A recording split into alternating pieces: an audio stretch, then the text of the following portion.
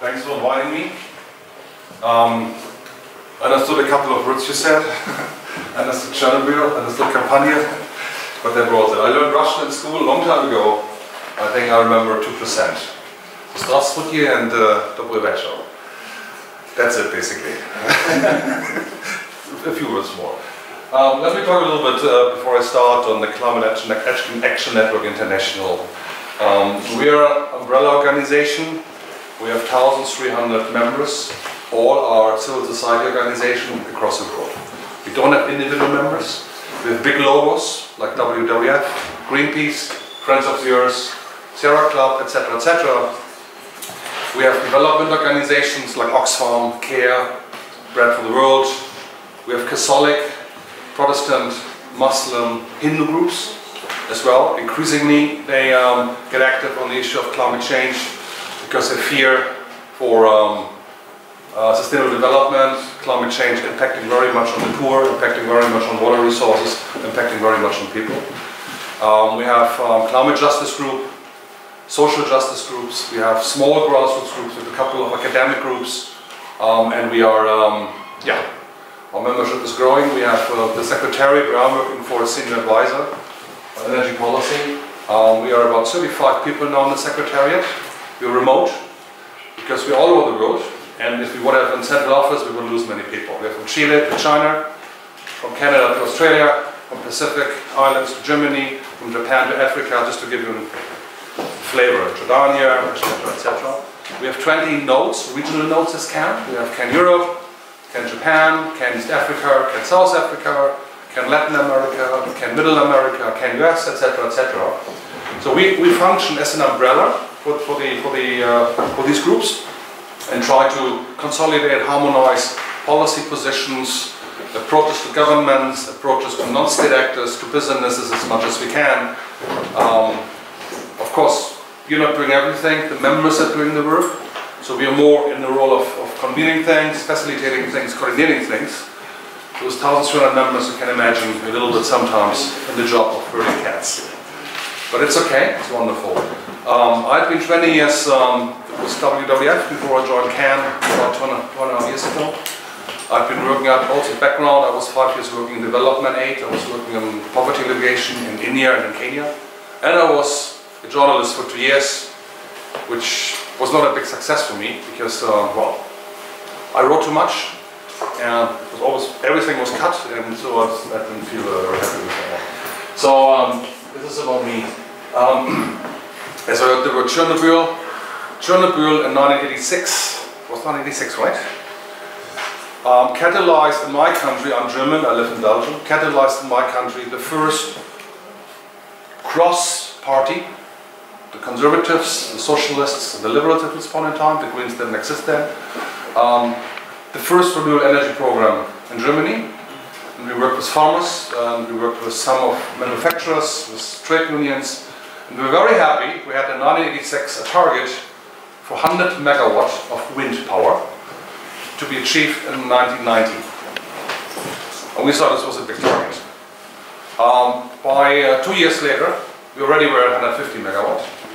And by 1990, we were already at 300 megawatts. And then the next target setting was again, they asked for 2 gigawatts by 1995, but by then we were already at 5 or 10 gigawatts. So we have gone through, with the parliament and with the politicians, a very steep learning curve, in this case on wind power, but a very similar thing a couple of years ago with solar power, and it was not unique to Germany. We had the same in China. I remember I was in China about 10 years ago, and we talked to the officials about having a huge program on wind and solar, and they were laughing at us.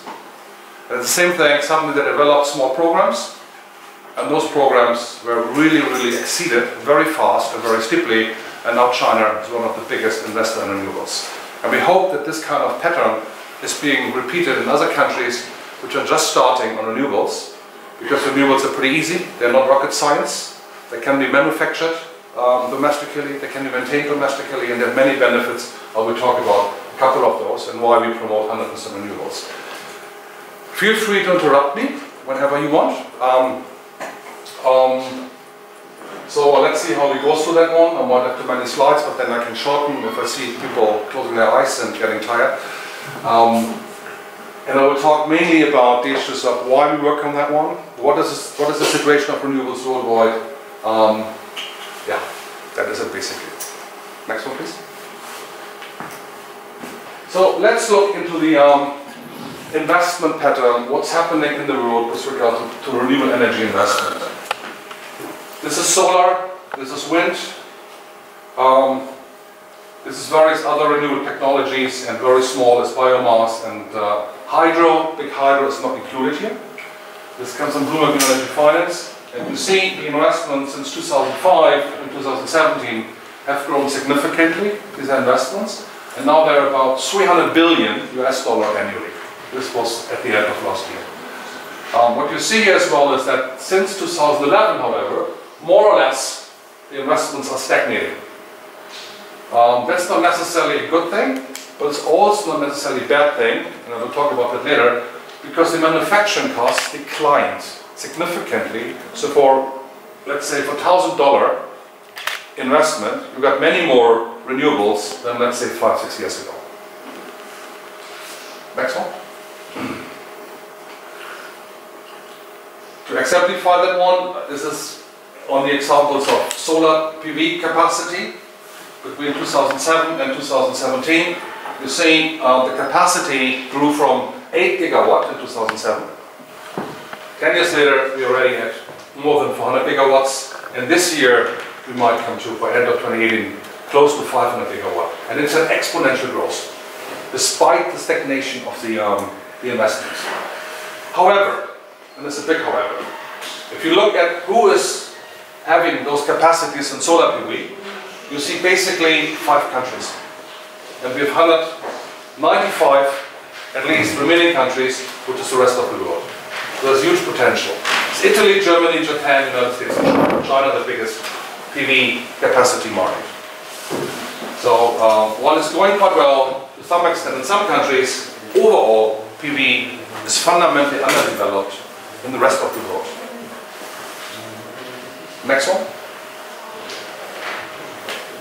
Yeah, that shows you again a little bit the additions of capacity in 2017. In yellow, you see the capacity in 2016, and the orange topping is what happened in 2017. Again, you see China adding lots of new PV capacity, followed by the US, despite Trump. Japan, Germany is not very good anymore. Has a high capacity as a legacy, but new additions are very small. India, we will see much more with India in this year. India has done significant investments in solar because of this huge renewable energy program of the Modi government, where they've been looking into something like 100 gigawatt new capacity of solar within until 2023. And then the other countries, and then not much is coming here. So again, it's still quite exclusive club of countries. There are big countries there, but it doesn't cover too many countries, in particular in the south, in terms of total capacities. Next one.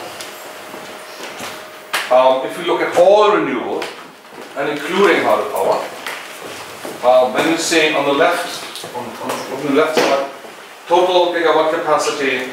Oh, it's not including hydropower, I'm sorry. Total capacity is about 1,000 gigawatts. Again, most of it, and excluding hydro, this is bigger. This is solar in yellow and wind in blue, followed by the BRICS countries. This is Brazil, Russia, India, China, and South Africa, and then followed by the EU and China. All renewables. And then the matrix is changing in individual countries. You see that the United States is, after China, the single largest deployer of renewable power capacity, and then Germany, and then India, and then Japan, and then the UK, which has done a lot in the last years. UK was a desert for renewables about 5 years ago. They've done a lot, in particular offshore wind power, this is the blue thing here, and also recently in PV. You know, a country like the UK where it rains 23 hours per day, This is quite amazing. So you see that solar is not necessarily just a technology for sunny and tropical countries. It works very well in my country, in Germany, and other countries as well. Japan's giant growth in PV in a very short time was caused by Fukushima. They didn't have much solar power before Fukushima. Next one. Now if you look into another matrix, and this is basically the share of electricity generation, not capacity, generation. The kilowatt hours delivered from variable renewable energy. This is wind and solar. And I took this graph from REN21, which is an organization we work with, the top 10 countries. That gives you a more equity-based assessment, because China has the highest capacity on solar, but China is 1.7 billion people. So the share of solar in the Chinese electricity mix is still dismal, small, right? And if you look at the share of generation in the country, you get a couple of other countries in there which have already quite high share of both solar and wind. Denmark, Uruguay, Germany, Ireland, Portugal, Spain, UK, Greece, and then Honduras and Nicaragua, 2 poor countries. So if you look at the share of those technologies across the globe, you see that surprisingly, again, this is not only a thing for rich countries, also poor countries embark on solar and wind for a variety of reasons, which I'll come back to later. Next one. Well, fossil fuel folks are not sleeping. While renewable energies have been growing, fossil fuel investments, this is investments in $1 billion, have been growing as well. And this trend has been continued until 2017. You see in green is non-fossil fuels, it's basically renewables and nuclear. This is investments in infrastructure, power transition and transmission and distribution. And this is the investments in fossil fuel downstream and mainly upstream, the mining, the exploration stuff. So, and those are different dimensions. You know, this is almost 1 trillion, which is invested in fossil fuels still. This is more than 3 times what is invested in renewables. So despite the growth in investments and deployment in renewables, fossil fuels still are the majority of the focus of the investments in the energy sector. So I think we need to look at that one, because when I talk to people, they say, oh, renewables are growing, wonderful, wonderful. I said, yes, come on, hang on a minute, guys. Let's look at the other side of the medal.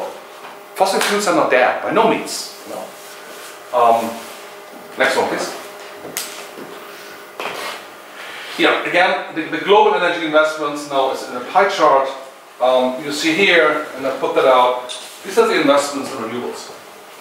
16% of everything. The majority of investments, 46%, dark blue, is basically downstream and infrastructure, oil and gas. And the majority of that one is upstream. This is mining and exploitation. Twice as much as renewables, just oil and gas. Coal is comparably small, because coal is not very capital intensive, it's more labor intensive. But where coal comes in is in the conventional generation. Like this one here. This is utilities, which go on gas and coal. But overall, in terms of investments, coal is not the problem. Coal is the problem with emissions and with other emissions, with air pollution. But in terms of investments of money, of sunk money, of stranded assets, it's oil and gas. Okay, next one. Now, having said this one, as a result of the continued huge investments, growing investments, in oil and gas and coal to some extent, we still have the global energy mix. And keep in mind, electricity is only 20% of final energy demand. And we talk very often about electricity, and we forget that the majority of energy is not in electricity. It's in transport, it's in buildings, it's in industrial processes. And so it's no surprise that the overall energy mix, not electricity mix, is still 80% for fossil fuels, nuclear is 2.2%, 20% roughly is renewables, but almost half of that one is traditional biomass, which is very unsustainable and causes lots of indoor pollution that kills about 3 million people worldwide, because people are inhaling the smoke of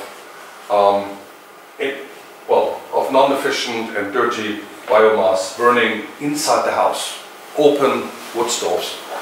So we are left with about 10% of remaining renewables. And of those, we can say that for wind, solar, and the so-called modern renewables, is comparably small. Of all energy, not electricity. Electricity is higher. So we have still a very long way to go. If you believe that wind and solar, and I would add definitely geothermal, are the future technologies on the renewable energy side. We are not opposed to hydropower if it's done properly. We're not opposed to biomass if it's done properly, but in terms of potentials, their ecological, the financial, and other potential is very limited. So the growth in renewables, if we want to go to 100% renewables, is definitely in wind, solar, and partly geothermal. And the same is true if we look into electrification of some of the sectors which are not electrified yet. Then we have a long way to go. Hydropower here is the largest renewable energy single technology still worldwide. So that gives you a little bit of a kind of dimension where we are worldwide. Next one. So why are we concerned about climate change generally, or Climate Action Network? This is basically the measurement of the concentration of CO2 in the atmosphere. This is taken from ice core measurements over the last 800, not over the last, but they sampled ice core data from 800,000 years from very old ice in the Antarctic and the Arctic. There's no older ice at 800,000 years. And you can very easily assess the concentration of CO2 because snow, when it's pressed and is forming ice, collects the surrounding air. You have the composition of the air in there. So it's basically historic sampling.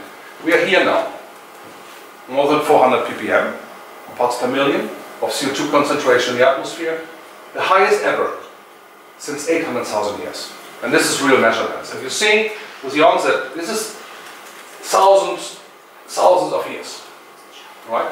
800,000 years took place. That is basically the onset of the Industrial Revolution. If you put this in this time scale, since basically 1850, the burning of fossil fuels primarily.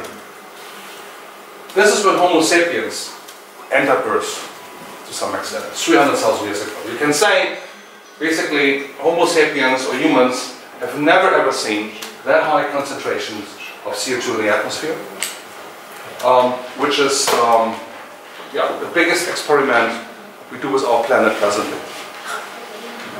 Next one. But that's not the full story. There are other researchers who look into also paleontological data. They look into old tree rings, they look into old peat data, not ice core. And they came up with, and those are quite sophisticated institutions, and they believe that the CO2 atmospheric concentrations are likely the highest on Earth since 5 million years, or 15 million years even, or even 25 million years. So the experiment we are doing is unprecedented. Why is that a problem? Problem is because CO2 is a long-lived gas. Once it's in the atmosphere, it's very, very difficult to get it out again, because you might get out some of the CO2 with sustainable forestry, with storing carbon in soils, but that's not enough, by no means, to compensate for the huge amount of emissions which are in there. About 15 to 40% of CO2 emitted will stay in the atmosphere longer than 1,000 years. That gives you an idea. And it puts in context, I think, also the debate we're having about negative emissions. I mean, you might have heard about this one, I might come back to that later. But people were saying, well, we can be emitting, and later on, we capture CO2 out of the air and put it on the ground. Good luck with that one. The other point is with CO2. This comes from the Smithsonian Institute, which is one of the most prestigious institutes in marine biology. They said, as a direct quote, in the past 200 years alone, ocean water has become 30% more acidic, faster than any known change in ocean chemistry in the last 50 million years. That is another big experiment we're undertaking with the marine environment. And the marine environment is very sensitive because it has very stable conditions. It's different to terrestrial environments. And this has a huge impact on corals, on marine biodiversity, and on food security in the ocean, because fish is being impacted. If corals are dying, and we have seen large-scale dying off of corals, if corals are dying, fish, normal fish, edible fish, will lose much of their habitat. Don't forget, 1 billion people in the world, mostly in developing countries, have fish as their main protein source, independent of, in addition to the impacts on biodiversity. Next one. That's what the IPCC came out with a couple of weeks ago, when they had this kind of amber chart and looked into what can we expect with 1.5 degree, with 2 degree, and where are we now? We're now roughly 0.9 degree above pre-industrial, and the IPCC did a report about what do we expect with 1.5 compared to 2 degree, let alone higher temperatures. And you say that, you know, whitish is basically not major impacts. If it gets yellow, it becomes dangerous. If it becomes orange, it becomes almost dead. If it's red, gone. And you say warm water coral reefs here already below 1 degree, very much impacted, and was up to 1 degree, 1.5 degree, huge losses of biodiversity and warm water corals. The Arctic, similar, including ocean area and sea ice. Coastal flooding, small-scale fisheries, terrestrial ecosystems, fluvial flooding or river flooding, etc., etc., crop yields, food security, very important, heat-related morbidity and mortality, tourism, I don't think it fits there, but I didn't make this graph. The ability to achieve sustainable development is hampered, according to the IPCC, even if you stay below 1.5 degree. We need to keep that in mind, staying below 1.5 degree. This is not a paradise world, but it might be, it definitely is better than higher temperatures, and it might invoke at the 1.5 degree, some of the impacts might be reversible. That's one of the biggest differences to 2 degree, where many of the impacts might be irreversible. Change beyond possibility to return. That might be better with 1.5. Again, we are here, and there's still some way to go. So when we communicate about 1.5 as a survival target, that's already pretty, I would say, diplomatic. I'm very concerned. I'm a physicist myself. I've seen works by people, public publications, which tell us that already in the past, in previous ice ages or post-ice ages, slight changes, like 1 degree change, triggered runaway climate change, in particular a melting of terrestrial ice, Antarctic and Arctic, even if the temperature drops later on. Those were natural climate changes, nothing to do with fossil fuel emissions, right? But the scale, once you trigger something, once the ice starts to melt significantly, I'm not talking about sea ice, I'm talking about land ice. Once Greenland starts to melt, and Greenland melts, doesn't happen in the next 50 years, but it might happen in continuing and consequential centuries. Then we have a sea level rise of 7 meters. Once major parts of the Antarctic melt, then we have a sea level rise of about up to 50 meters. This gives you dimension. It doesn't happen immediately. We have indication that the Antarctic, which had been considered comparably stable, because the Antarctic is colder than the Arctic, that this was a wrong assumption. We see major parts, the Larsen ice shelf, major parts of the Antarctic breaking off, floating around, and sea level rise, to give an example, sea level rise of about 1 meter in 2100, maybe the death penalty for many small island states and for many cities I mean, we have already lots of investments in protection of cities which are close to the sea, like London, like Rio, Hamburg, my country, my city where I come from, Tokyo, a couple of others, Singapore, Hong Kong, you name them. Because mankind had built cities, or developed cities, very often close to the sea and close to fluvial systems, river systems. There were settlements because A, they were the most fertile soils, and B, initially the main transport was via ships. So they built cities around those kind of industrial and other activities, and most of the, 60% of global population lives close to the sea, either in mega cities or in other areas. Next one. Those are the so-called tipping points. Tipping points are the straw that breaks the camel's back. So the scientists have identified major ecosystems and major processes in the global climate system which might be impacted already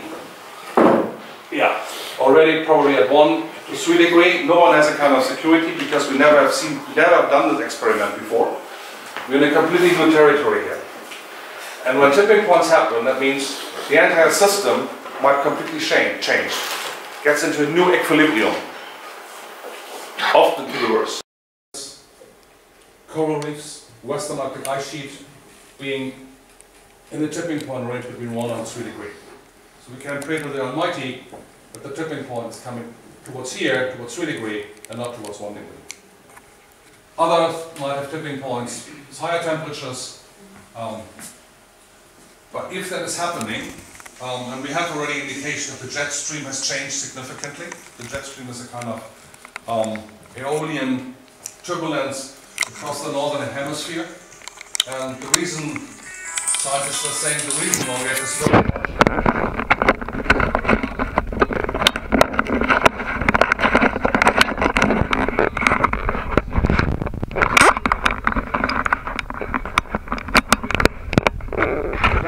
regulating the exchange of warm and cold air between different regions in the northern hemisphere. All right, next one. Impacts of climate change on economics, weather extremes. We have seen in 2017, this comes from Munich Re, which is a reinsurer, the costliest natural catastrophes had happened in 2017. Most of them are climate and weather related. Outstanding Hurricane Harvey in the US, $85 billion US. Again, USA Caribbean Hurricane Irma, $67 billion US. Well, this is a rich country. They can afford it, right? If that thing's happening primarily, let's say in Caribbean countries, if it's happening in Pacific countries, if it's happening in developing countries, they can't afford that, right? And then even worrying is that of that one, only in green, the minimum is insured. Again, these are developed countries. You know, you have less than half of the damages insured. In developing countries, in poor countries, hardly anything is insured. So we might see, unfortunately, more of that one. So another reason to basically get out of fossil fuels as soon as possible. Next one. In terms of emissions to the atmosphere, not concentrations, we have seen in 2017 the highest ever CO2 emissions from fossil fuels in industry. They're about, and I'll come back to that one in a minute, they're about 70% of all greenhouse gas emissions. So CO2 is a lead gas for global warming, and the industry sector, the fossil fuel sector, is the main culprit. Of course, there are other sources of CO2 which play a role, but if we don't get fossil fuels right, or let's say out of the way, I should say, then measures on the other greenhouse gases are important, but don't change much. Right? We never had in human history higher man-made emissions than in 2017, despite Paris, despite SDGs, despite Kyoto, despite all the big conferences, despite all the agreements. Now people are saying, well, without those agreements, emissions might have been even higher like this one. Maybe, who knows? Fact is that what we're seeing currently is completely unsustainable. Next one. Yeah, here you see in the roughly, this is from 2012 I think, but roughly gives you an overview of the development of all the gases and all the sectors. And you see that CO2 overall is about 65%, depending on some measurement 62%, but 65% in 2010. You saw it in 2017, it was 72%. So the share and the absolute number of emissions from CO2, which is also CO2 from forests, is growing significantly. 11% is CO2 from, no, this is forestry, sorry, red is forestry, 11%, but the biggest 65% from CO2, 65% of emission comes from fossil fuel burning. And then you have methane, and then you have F-gases and nitrous oxides. Well, the biggest chunk is that one here. This is CO2 and fossil fuels, and a major part of methane emissions is also coming from mining and exploration of mainly oil and gas. So focus must be primarily on CO2. Next one. We are lucky on Earth because we have a planet that moderates and can compensate for some of the stuff. So we currently emit about roughly 34 gigatons CO2 per year from fossil fuels and industry. This is 88% of all CO2. 12% comes from deforestation, agriculture, and unsustainable land use. But only 47% end up finally in the atmosphere, roughly the half. The other half is compensated by and taken up by forests, various forests. So we are lucky. But 23% of that one goes in the oceans. And that's what I meant before with the ocean acidification. You might remember when I said we have the highest rate of change in the ocean since probably 50 million years. So we are lucky. If we wouldn't have that one here, we would be already at probably 3 degrees, and we would be doomed, very likely. But the more we basically clear forests, the more or the less we have natural sinks to absorb some of the emissions from fossil fuels. So far, we do not know how long this holds. Some scientists are saying we're already at a saturation rate. They cannot take more of CO2, but no one knows at this point in time. Next one. Now, what is the IPCC telling us? How can we come to 1.5? That requires, and there are 4 groups of scenarios. I don't want to tell you too much, but let's start with that one, with that scenario P1. That's our emissions currently, and we can stay, or we can reach 1.5 C if we drastically reduce our emissions. That is almost 90% decline. And then afterwards, after 2050, there are negative emissions coming in, but not bioenergy and carbon capture and storage, but basically forest-based, forest-based measures. Halting deforestation, sustainable forestry, sustainable agriculture. But that requires deep cuts here. Another scenario is also deep cut, but not as strong. And then the forest has a limit, and then we need, according to the IPCC, bioenergy, carbon capture and storage, which is a quite contentious technology. It basically requires lots of land and has potential to impact on food security. Other scenarios, those both here, also quite steep emissions reductions, but coming in later. And then you have about significant amount of bioenergy, carbon capture and storage, which I think is completely unrealistic. But those are the kind of scenarios the scientists have been working on. I mean, of course, we prefer that one here. But even in the other scenarios, to stay below 1.5 degree, require at some point in time quite drastic emissions reductions globally. We need to keep that in mind. So, next one please. But we need also action on other gases. According to the IPCC, methane emissions need to be reduced by about 60 to 80% between 2100. You might argue, why can't we go to 100%? We can't phase out fossil fuels. But the reason is methane is a natural gas which occurs with agriculture.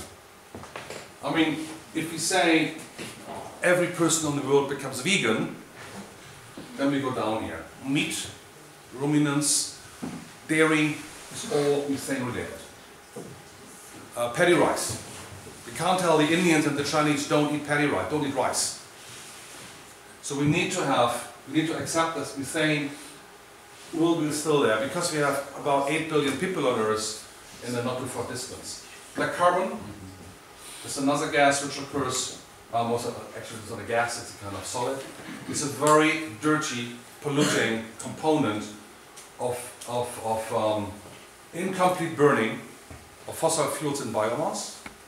Diesel, I mean the reason why diesel is so toxic is because of black carbon. So there's quite a challenge here. Next one. And where are we now in terms of the policy commitments of countries, and what does it mean for 2030 in terms of having a consistent trajectory or pathway to staying well below 2 degrees or meeting the 1.5 degree challenge? And that's a huge gap, This comes from UNEP, the UNEP gap report. They do this each year, and I think they have done fantastic work. So what you see here is, if you want to go to a 1.5C consistent pathway until 2030, and 2030 has been chosen because that's a timeline for the climate pledges by countries under the Climate Convention, under the UNFCCC, the so-called NDCs. So we need to drastically reduce our emissions from now on. For well below 2 degrees, it's slightly less compelling, but it's still quite significant emission reductions. These are the pledges, the blue one. What do the NDCs contain in their summary? Where would we land? We would land probably at about roughly between 4 and 3.2 degrees eventually. This is the current policies, the dark blue where we are. And we land at, if that is being prevailing, we land at something between 4.7 and 2.5 degrees, average 3.4 degrees. This is a complete inhabitable world. This is an inhabitable world, at least for many people. Some people will survive, I'm sure. Wealthy people can survive, they can have air conditioning, but for poor people and for many ecosystems and species, that's a death penalty, suicide. So, telling you the difference between what countries are pledging, right, in terms of objectives, what they do in reality pledge in their policies, there's already a big difference, and where we are on the pathway. It's even worse. Next one. Yeah, one of the reasons is, of course, why we had the highest emissions in 2017. This is oil demand. The average annual growth in oil demand in million barrels per day. And you see that while between 1985 and 2005, we had about each year about 1.5 million barrels per day increase. That went down in 2006-2015, was still below the 1985-2005 average in 2016, but then in 2017 picked up again quite significantly. So with a 1.5% annual growth, this is a consequence of the low oil and gas prices we've been seeing in the last year. So, next one. Gas. Again, 2000 to 2016, we had seen average growth of gas in power generation and in other sectors like industry and buildings, about 60 billion cubic meter increase per year. With a declining trend line. In 2017, it's twice as much, which caused the big emission peak in 2017 I talked about.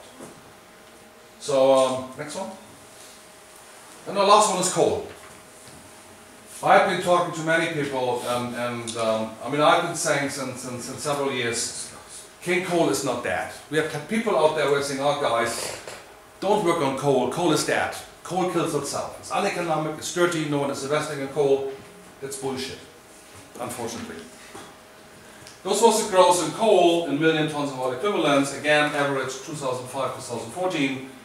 Yes, it went down significantly in 2015 and 2016, but started to grow again in 2017. So we have net additions of new coal, primarily in Southeast Asia, Indonesia, Cambodia, Vietnam, but also in Eastern Europe.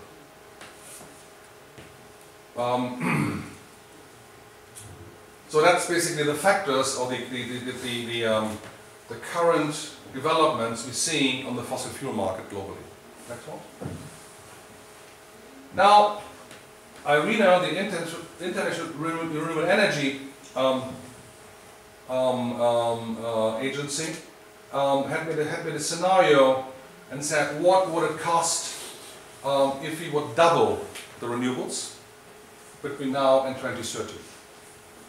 And they said the costs, I think we should talk about investments and not costs here, but anyway, that this investments need almost 300 billion. Almost 200 billion per year. Roughly the current investments. So, but the savings are much higher than the investments or the costs, because you have so many external costs which don't have to be reduced. Outdoor pollution, in particular, we have about 4 to 6 million people dying from air pollution, outdoor air pollution, mainly, but not only, of course, from fossil fuel-based products, coal, and primarily diesel. Indoor pollution, and of course the impacts of CO2 emissions, in case you want to economize those. I think this is underestimated, because I think CO2 emissions have many more impacts, and you cannot measure the value of species who get extinct. You cannot do that. But anyway, the principle is clear. Investments in renewables overall has extraordinary and multiplied benefits on the other side. We save money. It's a simple economic message. And we save lives, basically. We save lives. The World Bank had assessed, and the IMF, the International Monetary Fund, have assessed that currently the costs of air pollution, the external costs of air pollution, equal globally about 5% of GDP. That's quite a sum. Quite a sum. So we have all reasons to get rid of that crap. Next one.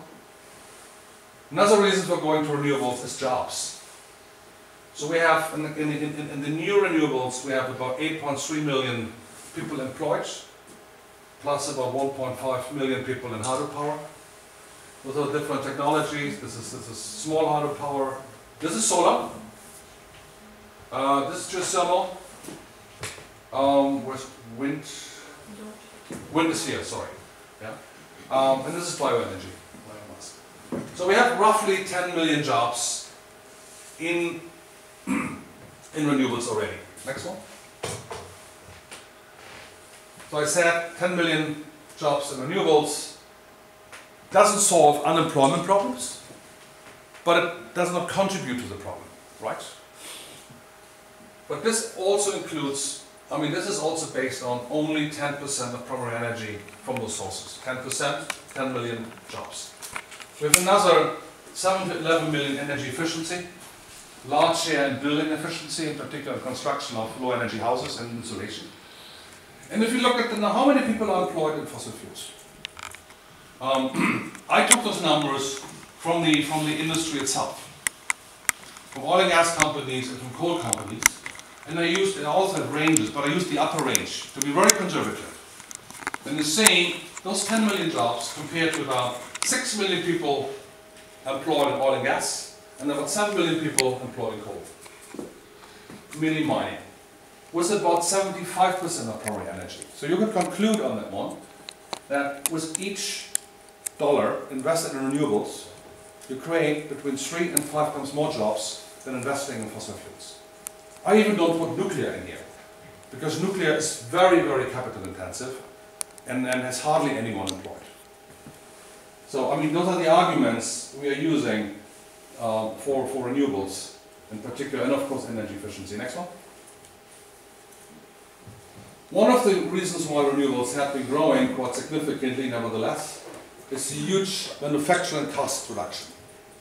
Because you create economies of scale, cost reduction. because you create economies of scale. Factories are being built. They produce bigger quantities. I mean, this is a rule of thumb of the growing product which is entering the market. And you see the same with smartphones, with flat screen TVs, with computers. So just to show you the issue of this global averages here, of course there are regional variations, but overall you can say that wind power reduced its costs by about 60% per unit energy. Solar PV even almost 80%. I could put against the potential of offshore wind the same thing. What we've seen in the last 4 years in offshore wind is very similar to that one. I remember when offshore wind was developed in the Northern Atlantic waters, about the first one about 5-6 years ago. The projection of them for 2020 was we will have about 15 euro cents per kilowatt hour from offshore wind. It will be really, really costly. It needs subsidies. We are now at 3.5. Even not at 2020, we are now at 3.5 euro cents per kilowatt hour from offshore wind. The Chinese are starting a huge program in offshore wind because all the costs went down drastically. This is also the technology learning curve. Right. One of the reasons I think also to go on renewables. Next one. Now, from Bloomberg again, economic assessments for two countries, China and India, between now and 2040. Blue is wind, onshore wind. Yellow is utility scale photovoltaics. Grey is natural gas, and black is coal. Currently, 2015 in China, coal, and that doesn't include externalities, right? Coal is still much cheaper than wind and solar, and gas is expensive compared in China because gas is imported. Now what we see is the costs go down significantly, and by 2025 basically wind is already on a level playing field with coal, and still cheaper than gas. And further on, 2030, coal is basically in a similar range than solar and wind. And if we add the externalities, the air pollution, the CO2 emissions impacts, then coal would go up. And so on. The same as with India. India already is almost, I mean, at the lower range, as cheap or as costly as coal. Again, over the trend is going down, and latest by 2025, India will have this wind and solar cheaper production than with coal and with gas. And that's what we see, and what we will see in the new data for 2018 from India. This is reflected in reality. We're not in 2025 yet, because there's so much investment going on in India on solar and wind, solar in particular, etc., etc. Until here. Next one, please. But the same is true also in developed countries. The same pattern going down significantly in the US, going down significantly in Europe. And that's the reason why we see increasingly investments in there. And while we even have a kind of stagnation of investments, the same amount of investments give you more bang for the buck, right? So we have stagnation of investments, but we still have increase because you get more out of it. Next one. There's scenarios about 100% renewables. I just picked one. This was a very recent one which came from Ecofys. It was launched in May, and they have done a quite significant analysis on what's happening. So they looked into the total primary energy supply and what does it mean for annual CO2 emissions. And they come to zero CO2 emissions by sometime between 2045 and 2050. And the various sectors here: cement, buildings, industry, transport, etc., etc. Those are end users basically. That's the reason why electricity is not. Oh yeah, electricity is in here. So that's the result in CO2 emissions, and that's how the curve looks. What are the technologies which are in there? You see that basically oil products are out, coal is almost out. They have some CCS in there, not much. Natural gas is out. What is growing significantly is solar, it's wind, and biomass is stable. So is hydro. But the fundamental thing here, this curve is, what you see here is, this is total primary energy use. This is only possible if the overall energy use goes down until 2050. And it goes down not because energy use is curtailed or people have to switch off their lights, but because of technology advancement and strong investments in energy efficiency and energy conservation. So the focus must be on energy services and not on the technology. The focus is on light, on coolness, on heat, but not on kilowatt hours. I mean, that's a change we need. This kind of service thing. Then, and every move to 100% renewables is cheaper and is less demanding, the less energy we have to replace. Right. Let's keep that in mind. Next one. Now, one of the key issues that comes from climate analytics, one of the key issues we need to address is coal.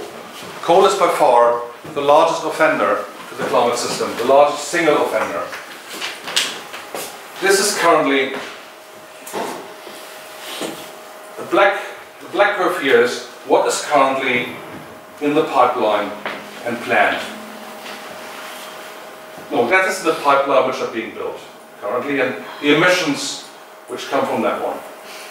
This is where we need to be compared to 1.5, and this compared to 2 degrees. This is what is likely in the pipeline and being executed, and this is what has been announced that countries will look at. So again, a big mismatch between what is needed in coal, basically a phase out of coal pretty soon, well before 2050, and that's where we currently are, unfortunately, if we believe that all the announcements come true. So we have said we need coal phase out fully by 2050, if not earlier, in the rich countries by 2030, in China by 2040 latest. No new capacity can be installed and operated over its full economic lifetime, anywhere.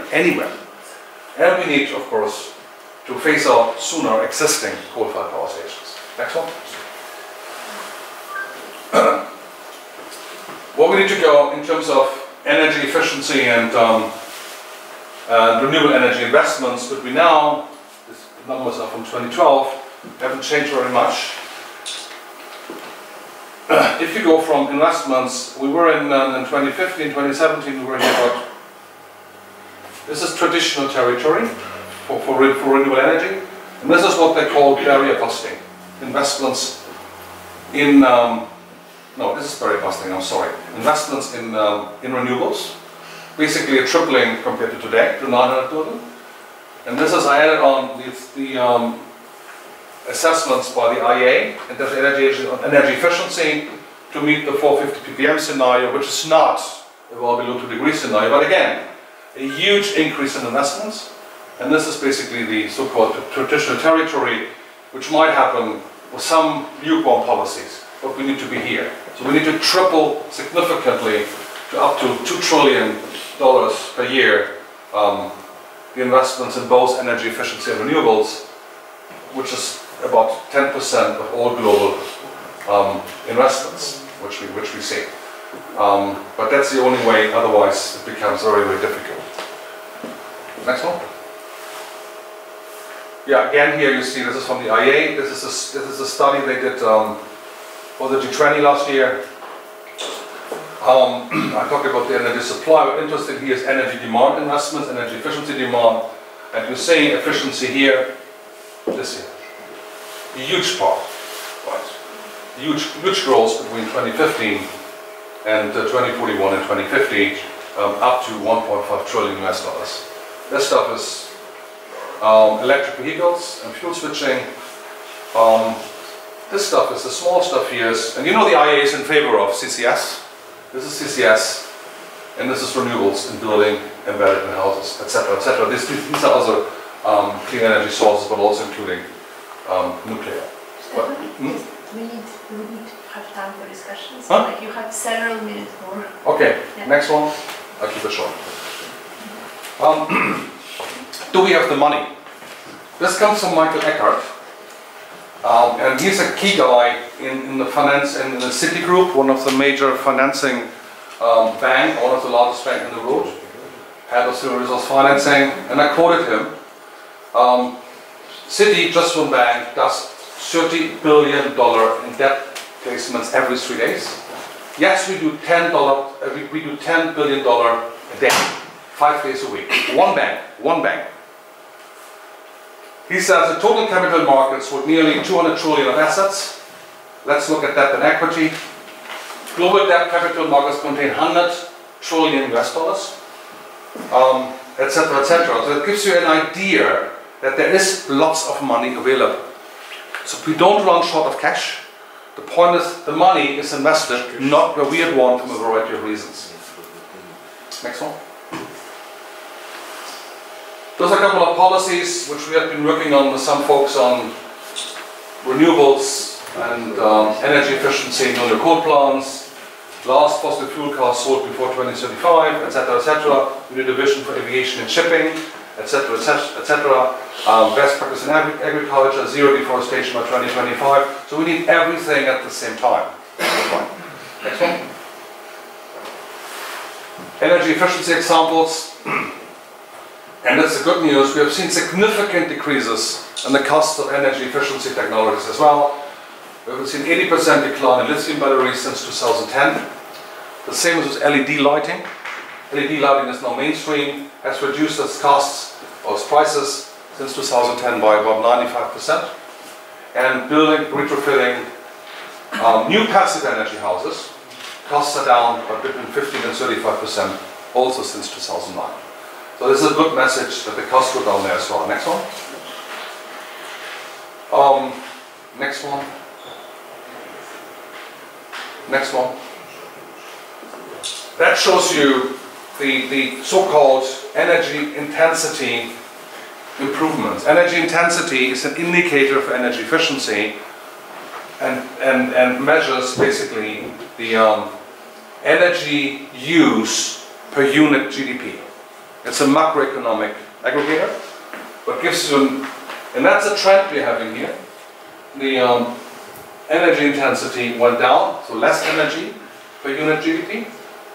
But again, 2017 it declined, but that's where we need to be according to the sustainability scenario by the IEA, on average between now and 2040. Basically a doubling of decline of energy intensity compared to today. So doubling of energy efficiency efforts. Next one. I give you this is my last slide. Japan. Japan at Fukushima, 2010. 100% nuclear. Almost zero, a little bit increase here again, but it's still close to zero.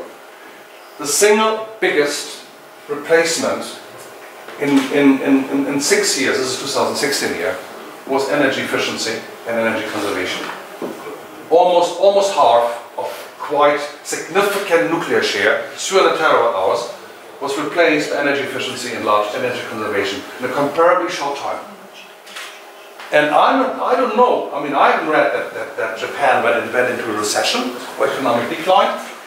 Renewables came in also, here, mainly solar. And of course we had some coal and some oil and gas, but overall that is a good message. In terms of dire urgencies, in times of big problems, you can certainly, in a short time, mobilize clean energy very fast and speedily and replace dodgy technologies, in this case nuclear, in a short time frame. Because Fukushima was an urgency issue and was a dire issue in Japan, as you know. I think that was my last one, no? Yeah. Sorry for being too long.